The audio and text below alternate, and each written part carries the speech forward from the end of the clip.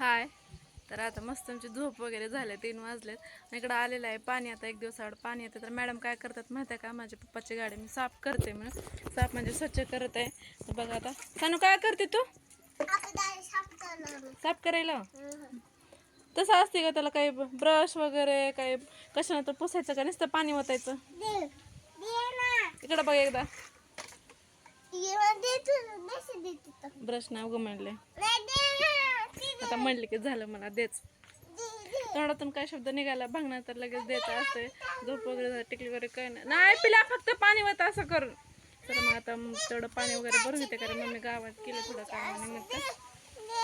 बरं देते थांब. सानू मॅडमांना जाऊन पॉपकॉर्न आणलेले होते, मामासोबत गेले. मला पॉपकॉर्न खायचे, त्याची इच्छा होईल होती खायची. मॅडम पॉपकॉर्न आणले होते, मला पण इकडं मस्त आपलं खाऊ घालत होते. इकडं मामाचं पण, म्हणजे आम्ही मस्त सगळेजण गप्पा मारत आमचं खाणं चालू होतं. आणि इकडं आभाळ आलेलं होतं. तर इतकं छान वाटतंय ना, असं आभाळाचं वातावरण व्हायचं, सगळे एकत्र मिळून असं गप्पा मारत काही ना काही चालू झालं की एकदम मस्त असं वाटते. त्याच्यानंतर इकडं मामा भाची बसले होते, राखी बांधा एकमेकांना राखी आलेले होते. मग मी राखी घेतले होते, त्याच्यामध्ये नाही 2 घेतले होते. असं काहीतरी असतं ना नजवर बट्टू टाईप, ते घेतलं होतं. इकडं चालू होतं मामा भाचीचं एकमेकाला बांधणं. आणि आम्ही संध्याकाळी निघालो होतो ड्रेस आणण्यासाठी बाळाला, कारण बहिणीच्या मुलीचं नाव ठेवायचं होतं, त्याच्यासाठी मी ड्रेस आणायला गेले होते. गावातच आहे आपल्या दुकान, मग तिथं गेलो होतो मी, मामा आणि सानू.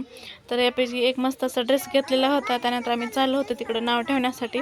सानूची बडबड ऐका कशी बडबड करते, आपल्यासारखं चालूच असते. आणि तिनं सांगत होती तुम्हाला की मी नाव ठेवायला चालले बाळाकडं. आणि असं काही करतात इकडं आमच्या इकडं नाव ठेवायचं तिथं पाळण्याखाली बाळाच्या दिवे वगैरे चारही बाजूने.